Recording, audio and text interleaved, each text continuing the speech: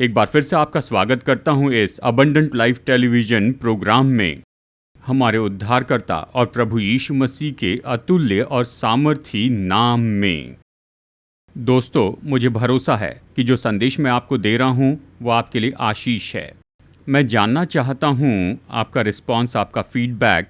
मेरा email address लिखिए जो अभी स्क्रीन पर आ रहा है, और साथ ही मेरा व्हाट्सएप नंबर भी। अपने सुझाव भेजिए और अपना फीडबैक, और साथ ही अपने प्रार्थना निवेदन। हमारे चर्च में हमारी बहुत ही अच्छी प्रेयर टीम है जो हमेशा प्रार्थना करती है।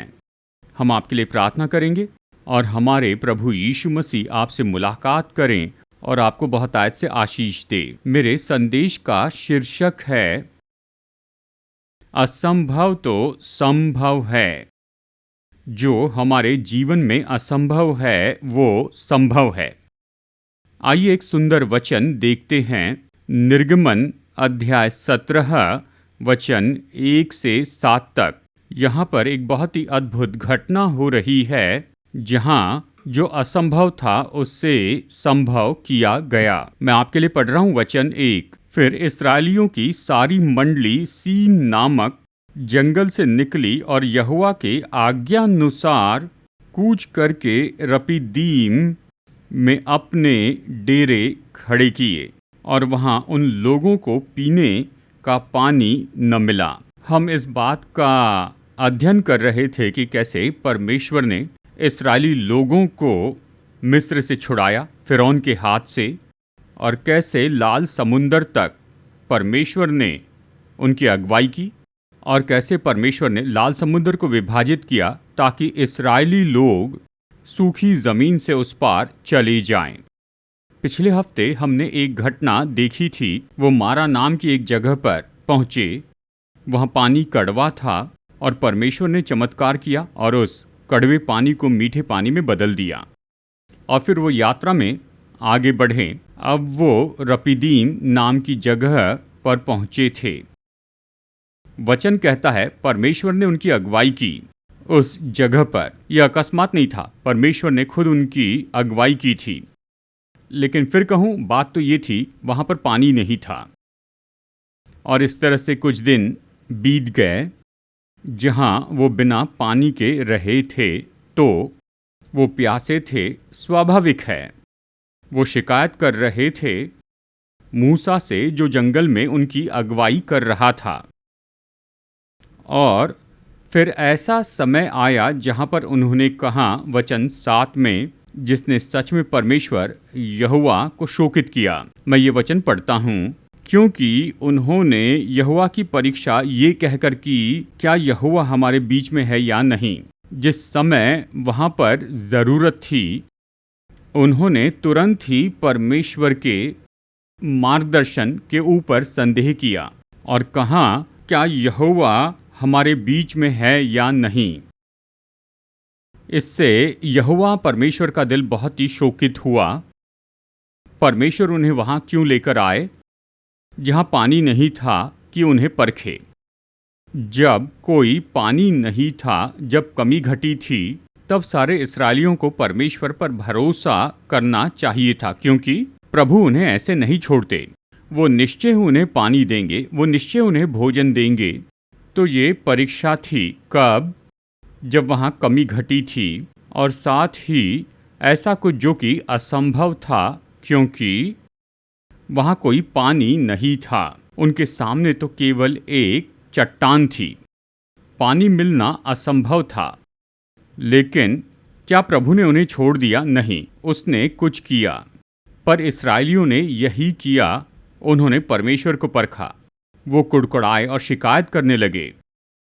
एक बात हम बार बार पढ़ते हैं, यानी निर्गमन और गिनती में, वो तो ये है, हर समय जब वो परमेश्वर के विरुद्ध में कुड़कुड़ाए और शिकायत करने लगे, परमेश्वर ने उन्हें दंड दिया। क्योंकि ये कुड़कुड़ाना और ये शिकायत करना पूरी तरह से अविश्वास था उस परमेश्वर में जो उनकी अगुवाई कर रहे थे। प्यारे दोस्तों, मसीह जीवन में ये तो हमेशा होते रहता है। ऐसी कुछ असंभव बातें हैं जो हमारे जीवन में असंभव बनी हैं।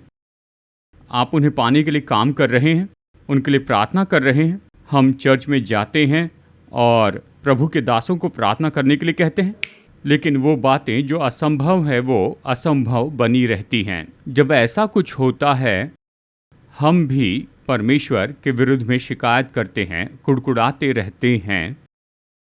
यहाँ पर हम ये पाठ सीख रहे हैं, नहीं ऐसा मत कीजिए।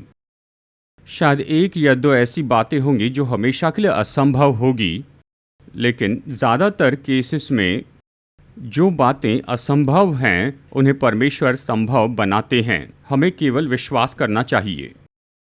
एक और बात, विश्वास परमेश्वर की सामर्थ को उंडेलता है। तो जितना ज़्यादा हम विश्वास करेंगे उतना ज़्यादा संभावना होती है कि हम असंभव को संभव करते चले जाएं। तो प्यारे दोस्तों, आइए ये पाठ सीख ले। अगर आपके जीवन में कुछ असंभव है तो कई बार कमी घटी होती है। आप कुछ चाहते हैं, कुछ आशीष चाहते, पर वो आशीष नहीं आ रही है। विश्वास मत खोइए, परमेश्वर से दूर मत जाइए, कुड़कुड़ाए नहीं, शिकायत न करें, केवल विश्वास करें। जल्दी ही या देरी से ये बातें जो असंभव हैं वो संभव हो जाएंगी, और वो कमी घटी, वो ज़रूरतें जो हमारी हैं, परमेश्वर उन्हें पूरी करेंगे और परमेश्वर हमें बहुतायत से आशीष देंगे। तो आइए अब देखते हैं, इस्राएलियों के लिए परमेश्वर ने महान काम किया और रेगिस्तान में उसने उन्हें पानी दिया। ये तो असंभव था।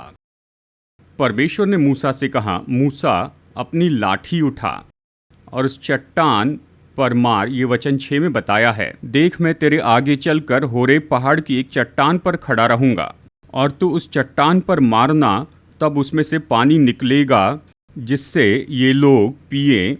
तब मूसा ने इस्राएल के वृद्ध लोगों के देखते वैसा ही किया। यहाँ 2 बातें हो रही हैं। परमेश्वर ने कहा, मूसा तुम्हारे पास जो लाठी है उससे तुम मारो, और जब तुम मारोगे उस समय मैं चट्टान पर खड़ा रहूंगा। बहुत ही अद्भुत बात है। तब पानी बह निकलेगा।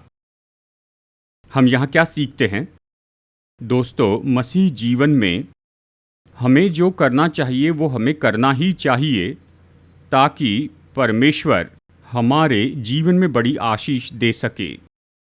कई बार हम यहाँ वहाँ जाते हैं, चर्च में जाते हैं, लोगों के पास जाते हैं, प्रभु के दासों के पास जाते हैं, हमें तुरंत आशीष चाहिए। बिल्कुल ऐसे ही, माफ़ कीजिए, आशीषें तो दी जाएंगी, आशीषें उंडेली जाएंगी 2 ही बातों के आधार पर। हमें जो करना चाहिए वो हमें करना ही चाहिए। परमेश्वर ने हमारे हाथों में कुछ स्रोत रखे हैं। जैसे मूसा के हाथ में ये लाठी स्रोत के जैसी थी। हमारे पास कुछ स्रोत हैं, मैं आपको आगे बताऊंगा। जब हम इन स्रोतों में काम करते चले जाते हैं, परमेश्वर काम करते हैं और परमेश्वर अपनी सामर्थ उंडेलते हैं और परमेश्वर आशीष देते हैं। तो मैं क्या कह रहा हूँ? मैं कह रहा हूँ कि हमें जो करना चाहिए वो करना ही है, और फिर परमेश्वर को जो करना है वो उसे करेंगे। परमेश्वर यहाँ कहते हैं, अब हम दोनों काम करते हैं। मैं अकेला नहीं, पर हम दोनों। हमेशा याद रखिए, हम दोनों। आप जीवन में जो हासिल करना चाहते हैं, जो भी आपके लिए असंभव है वो संभव हो जाएगा।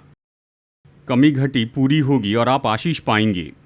हमें जो करना है वो हमें करना ही है और बाकी सब परमेश्वर कर लेंगे। इस वचन भाग में मैं आपको बताऊंगा कि परमेश्वर ने कैसे बुझाई 2 तरह की प्यास को, जिनका इस्राएली लोग सामना कर रहे थे। सबसे पहली बात है, परमेश्वर ने उनकी शारीरिक प्यास बुझाई। ये तो स्वाभाविक है ना। पानी तो शारीरिक ज़रूरत थी, वो प्यासे थे, और परमेश्वर ने वहाँ पर आशीष दी और उनकी आत्मिक प्यास भी बुझा दी थी। आप इंटरनेट पर जाइए और उन तस्वीरों को देखिए कि कैसे मूसा ने लाठी मारी और पानी निकला। ये केवल एक झरने जैसे नहीं, ये ऐसा नहीं था कि नल से पानी निकल रहा है, नहीं, ये नदी जैसे था, और इस्राएली लोग पानी पीने लगे। इसके लिए बहुत ही उत्तम तस्वीर दी हैं, उन्हें देखिए। सामर्थ्य आशीष, कैसे परमेश्वर ने उन्हें आशीष देकर उनकी शारीरिक प्यास बुझा दी थी। दोस्तों, हमारे मसीह जीवन में शायद हमारी शारीरिक प्यास हो, शायद पानी के बारे में नहीं, पर ऐसे कुछ क्षेत्र हो, यानी बहुत ज़्यादा प्यास होती है कि किसी तरह कोई शारीरिक आशीष पाए। उदाहरण के लिए, आप में से कुछ लोग शारीरिक आशीष चाहते हैं, आप कुछ समय से परेशान हैं, आप इसके लिए मेहनत करते जाते हैं, अच्छी बात है, इसे कीजिए, लेकिन किसी तरह से आप वो आशीष नहीं पा रहे हैं। मैं यहाँ पर आपको कुछ सिद्धांत बताऊंगा कि कैसे हम ऐसी बात जो असंभव आशीष दिखाई देती है उसे संभव आशीष में बदल सकते हैं। ये संभव है। और दूसरा क्षेत्र तो ये है, हम में से कुछ लोग शायद इस समय अपने बच्चों की शादी का रिश्ता ढूंढ रहे हैं। इन दिनों में किसी तरह विवाह तो एक बहुत बड़ी चुनौती जैसे दिखता है कि सही रिश्ता आए, नया जन्म पाया व्यक्ति हो, वो लोग आपस में प्रेम रखें, ये मुश्किल हो गया है। और कुछ माता पिता इसके लिए काफ़ी समय से प्रार्थना कर रहे हैं और किसी तरह से ये तो असंभव हो गया है, पर ये संभव है। मैं आपको एक रहस्य बताता हूँ, कैसे हम असंभव परिस्थिति को संभव परिस्थिति में बदल दे हमारे बच्चों के विवाह के बारे में।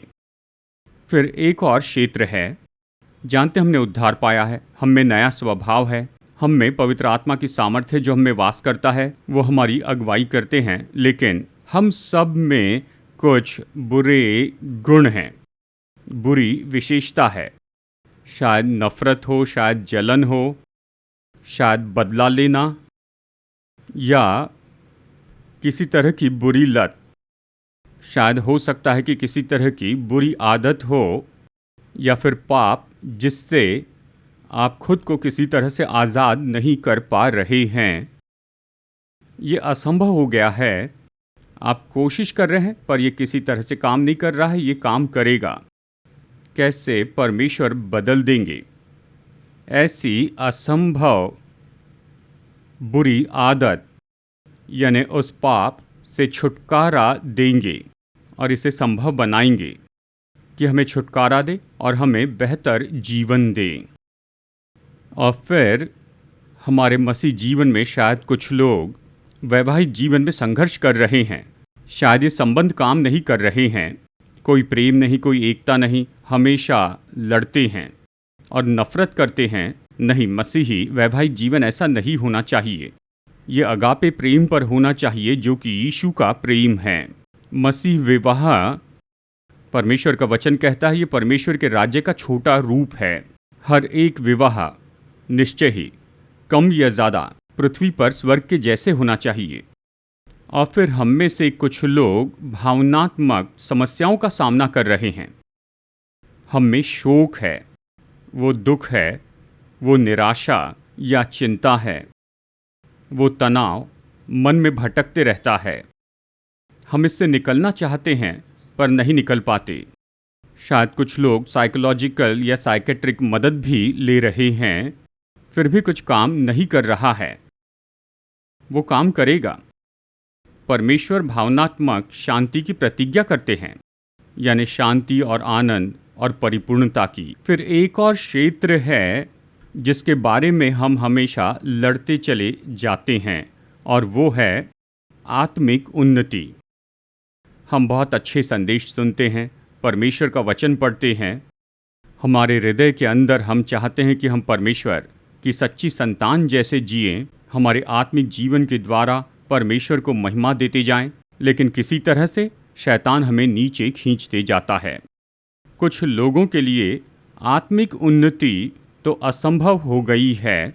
हम चाहे कितनी भी कोशिश क्यों न कर लें, असंभव लगता है, लेकिन हम आत्मिक रीति से बढ़ सकते हैं, सुंदर रीति से ऊपर आ सकते हैं।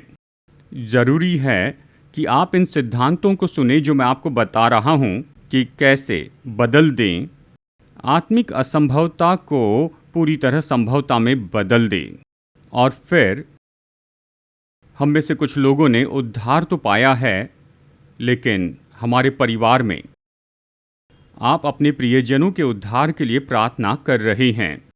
आपने अपना जीवन यीशु को दिया है, हमने उसे व्यक्तिगत प्रभु और उद्धारकर्ता स्वीकार किया है, हमने बपतिस्मा लिया है, लेकिन किसी तरह से आपके परिवार में से किसी ने अब तक उद्धार नहीं पाया है।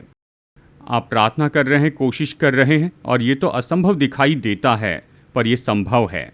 इन सिद्धांतों को सुनिए जो कुछ ही पल में मैं आपको बता रहा हूँ। और फिर हम सब लोग बेहतर भविष्य पाना चाहते हैं। नौकरी, बिजनेस, चर्च, परिवार, ये सब। लेकिन किसी तरह कुछ लोगों को लगता है कि आप एक जगह अटके हैं, आगे नहीं बढ़ रहे हैं। बेहतर भविष्य तो कुछ लोगों के लिए असंभव दिखाई देता है। हाँ, बिल्कुल इस आशीष के जैसे, कैसे परमेश्वर ने उस बड़ी चट्टान से पानी दिया, कैसे परमेश्वर ने जो असंभव था उसे संभव बनाया। ये हो सकता है हमारे बेहतर भविष्य के लिए, हमारे लिए, हमारे बच्चों के लिए और हमारी सेवकाई के लिए। फिर एक और क्षेत्र है जिसके बारे में माता पिता हमेशा परेशान रहते हैं, वो है अपने बच्चों के बारे में। उनका उद्धार नहीं हुआ है, वो चर्च में नहीं आते हैं, वो बुरी संगति में हैं, वो बुरी आदतों में हैं, पाप में हैं, वो दूर जा रहे हैं। माता पिता बड़े दुख में हैं जब उनके बच्चे ऐसे दूर चले जाते हैं। शायद आपने अपनी सबसे उत्तम कोशिश की कि अपने बच्चों को बेहतर बनाए, उन्हें बदल दे, कि उन्हें प्रभु के पास में लेकर आए, पर वो दूर जा रहे हैं। ये संभव है। वो कैसे वापस आ सकते हैं? कैसे वो प्रभु में हो सकते हैं? कैसे उद्धार पा सकते हैं? वो कैसे प्रभु से प्रेम रखेंगे? कैसे प्रभु की सेवा करेंगे चर्च में? और ये सारी बातें। ठीक है, अब मैं किस तरह के स्रोत के बारे में कह रहा हूँ? वो स्रोत तो हमारे हाथों में है। ठीक है, गौर से सुनिए। बिल्कुल वैसे ही जैसे परमेश्वर ने उन्हें पानी दिया, यानी चट्टान में से पानी दिया, तब कैसे परमेश्वर ने मूसा की लाठी का उपयोग किया था, ऐसा जो कि मूसा के पास था। तो हमारे हाथों में परमेश्वर ने रखा है एक बहुत ही सामर्थी स्रोत, मेरे दोस्तों, हमारे उद्धार में। जानते हैं ये क्या है? ये है पवित्र आत्मा का अभिषेक। इस अद्भुत वचन को सुनिए, 2 कुरिन्थियों अध्याय 1 वचन 21 और वचन 22। और जो हमें तुम्हारे साथ मसीह में दृढ़ करता है और जिसने हमारा अभिषेक किया, वही परमेश्वर है, जिसने हम पर छाप भी कर दी है और बयाने में आत्मा को हमारे मनों में दिया है। इस वचन में प्रेरित पौलुस बता रहा है हमारे अभिषेक के बारे में, जो पवित्र आत्मा के द्वारा है, जिस पर पवित्र आत्मा की छाप लगी है। मतलब जिस पल हम यीशु मसीह को अपने उद्धारक और प्रभु के रूप में स्वीकार करते हैं पश्चाताप के साथ, और फिर जब बपतिस्मा लेते हैं, हमें पवित्र आत्मा का वरदान दिया जाता है। और पवित्र आत्मा जो हमें वास करता है, वही तो हमारे उद्धार की छाप होती है। ये हमारे उद्धार की गारंटी है। इसे ही आत्मा से भरा जाना कहते हैं। लेकिन अभिषेक का और भी कुछ अर्थ होता है। देखिए, ऐसी बहुत सी बातें हैं जो पवित्र आत्मा हम में है। अपने अभिषेक के द्वारा वो हम में काम करता है। और उस अभिषेक का एक काम यही है कि परमेश्वर की सामर्थ से भर जाएं। यह अद्भुत स्रोत परमेश्वर ने हमें दिया है। उसके पवित्र आत्मा के अभिषेक के द्वारा हम क्रूस की सामर्थ को खोल सकते हैं, उन बातों में जो कि असंभव होती हैं, और उन्हें संभावना में बदल देते हैं। जब हम उस अभिषेक को उंडेलते हैं, तब परमेश्वर काम करेंगे और हमें बहुत बड़ी आशीषें मिलेंगी। पर बात तो ये है, अभिषेक तो वहाँ पर है, लेकिन कि हर दिन हम भरते चले जाएं परमेश्वर की सामर्थ से, उस अभिषेक के द्वारा निश्चय हमें हर दिन पवित्र आत्मा से भरते जाना है। इसलिए परमेश्वर का वचन कहता है कि तुम पवित्र आत्मा से भरते रहो। तो आपको क्या करना चाहिए और मुझे क्या करना चाहिए कि हर प्रार्थना में पश्चाताप के साथ अपने अंदर रहने वाले पवित्र आत्मा को समर्पित हो, पश्चाताप करते हुए उसका अधीन हो और पवित्र आत्मा से विनती करे कि वो आपको अपनी सामर्थ से भर दे। वो सामर्थ आपके अभिषेक को बढ़ाता है और उस सामर्थ में जब आप काम करते हैं, आप जो कुछ भी अपने लिए हासिल करना चाहते हैं, सामर्थ खोली जाएंगी, परमेश्वर काम करेंगे और आप बड़ी आशीष पाएंगे। इसका दूसरा पहलू तो इतना महत्वपूर्ण है, परमेश्वर केवल हमारी शारीरिक प्यास ही नहीं बुझाते हैं, लेकिन उससे भी बढ़कर परमेश्वर हमारी आत्मिक प्यास भी बुझाते हैं। मैं इसके बारे में बताऊंगा। हमारी आत्मिक प्यास बुझाना ये तो बहुत महत्वपूर्ण है। क्योंकि जितनी ज़्यादा हमारी आत्मिक प्यास बुझाई जाएंगी, हम जीवन में उतने ही संतुष्ट होते जाएंगे। दुर्भाग्यवश आज यहाँ तक कि बहुत से विश्वासी जो उद्धार पाए हैं, वो अभी भी अपने जीवन में संतुष्टि पाने की कोशिश कर रहे हैं, और ये संतुष्टि तो केवल आत्मिक प्यास को बुझाने के बाद ही संभव है। हमारी आत्मिक प्यास को बुझाने के लिए ये विश्वासी लोग तो और ज़्यादा पैसा कमाने के पीछे जाते हैं और वो इस संतुष्टि को पाना चाहते हैं। हर तरह के पाप में, हर तरह के गलत कामों में अपने लिए नाम और शोहरत पाने के द्वारा वो कोशिश करते हैं कि खुद को संतुष्ट करते जाएं। अगर आप गहराई से देखें, ये तो आत्मिक प्यास है, और वो आत्मिक प्यास तो परमेश्वर के लिए है। वो आत्मिक प्यास तो यीशु के लिए है। मैं आपके लिए पढ़ रहा हूँ यहाँ 1 कुरिन्थियों अध्याय 10 वचन 4 से। और सब ने एक ही आत्मिक जल पिया, क्योंकि वे उस आत्मिक चट्टान से पीते थे जो उनके साथ साथ चलती थी, और वो चट्टान मसीह था। अवश्य ही उस समय वो तो आत्मिक जल पी रहे थे, लेकिन जब वो नए नियम में आए तो मेरे प्यारे दोस्तों, जिस चट्टान के बारे में हम कह रहे हैं हमारे उद्धार में, वो तो यीशु मसीह हैं। यीशु मसीह ही हमारी चट्टान हैं, और उसमें से बहते जाता है ये आत्मिक जल। और हर दिन हमें इस आत्मिक जल में से होकर पीते जाना है, जो यीशु मसीह में से आता है। जितना ज़्यादा हम इसे पिएंगे, ये आत्मिक जल जो यीशु मसीह में से आता है, आप जीवन में सुंदर रीति से संतुष्ट होंगे। कोई प्यास नहीं रहेगी। आप संतुष्ट होंगे, तृप्त होंगे, आप स्थापित होंगे, स्थिर होंगे और जीवन का आनंद उठाने लगेंगे। हमें यही तो चाहिए। अब ये आत्मिक जल क्या है? यीशु ने इसके बारे में सामरी स्त्री से कहा था। मैं ये वचन पढ़ता हूँ, यूहन्ना अध्याय 4 वचन 14। परंतु जो कोई उस जल में से पिएगा जो मैं उसे दूंगा, वो फिर अनंत काल तक प्यासा न होगा, वरन जो जल मैं उसे दूंगा वो उसमें एक सोता बन जाएगा जो अनंत जीवन के लिए उमड़ता रहेगा। इस तरह यीशु ने कहा। ये अद्भुत वचन है। ये तो वो आत्मिक जल है। ये जीवन का जल तो हमारे प्रभु और उद्धारक यीशु मसीह हैं। उस चट्टान में से हमें इस जीवन के जल को पीते जाना है। जानते हैं दोस्तों, ये जल क्या दर्शाता है? जल जीवन को दर्शाता है। बस यही, जितना ज़्यादा हम यीशु की उस चट्टान से पीते जाएंगे तो हम जीवन पाएंगे। इसके दो पहलू, एक तो यहाँ इस संसार में बहुतायत का जीवन और स्वर्ग में अनंत जीवन। यही तो हमारा जीवन होगा। बहुतायत का जीवन, अच्छा जीवन, शांतिपूर्ण जीवन, आनंद का जीवन, परिपूर्ण जीवन, ये तो यीशु से आता है।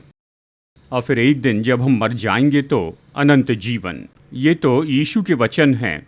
वो उसमें एक सोता बन जाएगा जो जीवन के लिए उमड़ता रहेगा। ये एक सोता है, यह हमें बहते चले जाता और हम इसे पीते चले जाते हैं। जितना ज़्यादा हम इसे पिएंगे, सुंदर जीवन होगा, बहुतायत का जीवन, अनंत जीवन। तो अगला सवाल है, हम कैसे यीशु को अपने जीवन में ये उमड़ता हुआ जल का सोता बना सकते हैं। इसे लिख लीजिए, हमारे हृदय में यीशु की सक्रिय उपस्थिति रखने के द्वारा ही। केवल उपस्थिति नहीं, सक्रिय उपस्थिति। मैं आपको एक सुंदर सिद्धांत बताता हूँ, और वो सिद्धांत है कि यीशु से प्रेम करें और उसकी आज्ञाओं को मानते जाएं। यूहन्ना अध्याय 14 वचन 23। यीशु ने उसको उत्तर दिया, यदि कोई मुझसे प्रेम रखेगा तो वो मेरे वचन को मानेगा, और मेरा पिता उससे प्रेम रखेगा, और हम उसके पास आएंगे और उसके साथ वास करेंगे। बहुत ही अद्भुत वचन है। उसके साथ वास करेंगे मतलब यीशु हमारे हृदय को अपना घर बना लेंगे।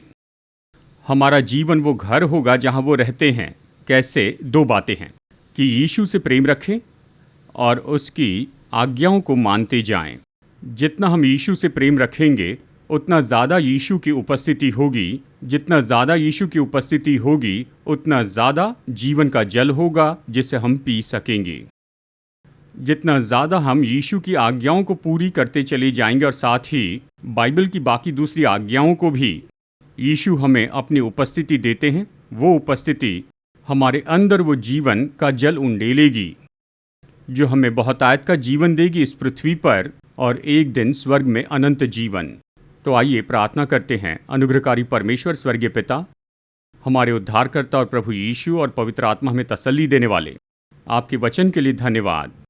आपके लोगों के लिए प्रार्थना करता हूँ कि इनके जीवन में जो भी बातें असंभव हैं, प्रभु धन्यवाद कि आपने हमें इन सारी बातों को सिखाया। मैं प्रार्थना करता हूँ आपकी सामर्थ अभी इन लोगों में उंडेली जाए और इनकी जो शारीरिक प्यास है आप उसे बुझा दीजिए, और साथ ही यीशु ये आपसे प्रेम करे, आपकी आज्ञाओं को माने, ताकि आपकी जीवित उपस्थिति हमारे अंदर हो, ताकि आप जीवन का जल हो जाएं, कि आप हमें सबसे उत्तम जीवन दें यहाँ पृथ्वी पर और स्वर्ग में अनंत जीवन।